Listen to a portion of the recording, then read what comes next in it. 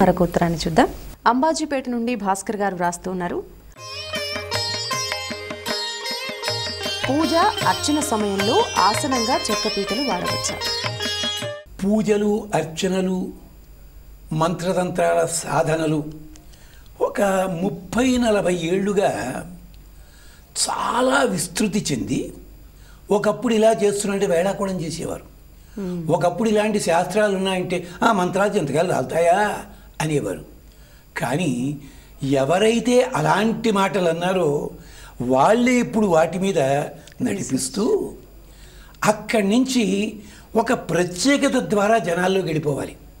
దానికోసము ఇదిగో మీరు ఈ పూజ చేస్తున్నట్టయితే ఆసనముగా చిత్రాసనం వాడండి, ఆసనముగా జింక చర్మం వాడితే శ్రేయస్కరం, ఆసనం ఇలాగని చెప్పి రకరకాలుగా చెప్తున్న కారణం చేత ఇలాంటి సందేహం వస్తుంది. నిజమే, కూర్చోడానికి ఆసనాలు రకరకాలైన ఉన్నాయి, చెక్కపీటలు. మరి పూర్వకాల ఋష్యాశ్రమాల్లో ఎవడు పట్టుకొస్తాడది? కుదరదు. అక్కడ ఉండేవి దర్భలతోటో జింక చర్మంతోటో. ఇప్పుడు జింక చర్మం కావాలంటే కేసులు అవుతాయి, ఇంచేది గొడవ అయిపోతుంది. అందుకని ఇవి ఇలాగ ఉంది. ఒక్కొక్కదానికి ఒక్కొక్క ప్రత్యేకత. యజుర్వేదంలో జింక చర్మం వల్ల ఏమిటి, ఫలోదాని వల్ల ఏమిటి, మరో వస్త్రం వల్ల ఏమిటి, దర్భల ఆసనం వల్ల ఏమిటి, చెక్కలలో కూడా రకాలుంటాయి. మామిడి చెక్క, మరొకటి 27 రకాల వృక్షాలు ఉన్నాయి, 27 నక్షత్రాలు అధిదేవతలు వాటికి. ఒక్కొక్కసారి ఇదంతా పక్కనట్టే పెట్టండి.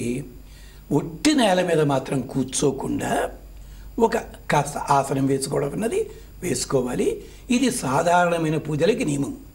ఇక్కడ మనం ఈ సన్నివేశంలో మాట్లాడుకోవడానికి లేదు. కొన్ని తాంత్రిక పూజలు కానీ కొన్ని విశేషమైన సాధనల కోసమైతే దానికి కొన్ని నియమాలు ఉన్నాయి. అక్కడ ఆసనము దగ్గర నుంచి, అంటే వేసుకునే చెక్క దగ్గర నుంచి, కూర్చునే విధానం దగ్గర నుంచి, అలాంటిది మీ పెద్దల ద్వారా మీకు అవసరమైతే తెలుసుకుండి అలాగే చేస్తా అనుకున్నట్టయితే అవి సంప్రదించండి, అవి చెయ్యండి.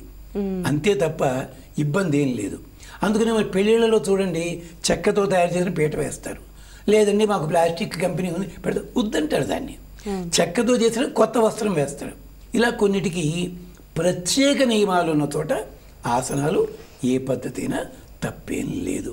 అంచేత హాయిగా చెక్క వేసి కొంచెం ఎత్తుగా, దాన్నే మనకి భగవద్గీతలో కూడా చెప్తూ, మరో సందర్భంలో చెప్తూ, మరీ ఎత్తుగా ఉండొద్దు, మరీ నేలవారుగా ఉండొద్దు, జాగ్రత్త అని చెప్తుంది. ఆసన విధి గురించి తప్పేం లేదండి, చెక్కలతోటి వాడుకోవచ్చు, దోషమేమీ లేదు.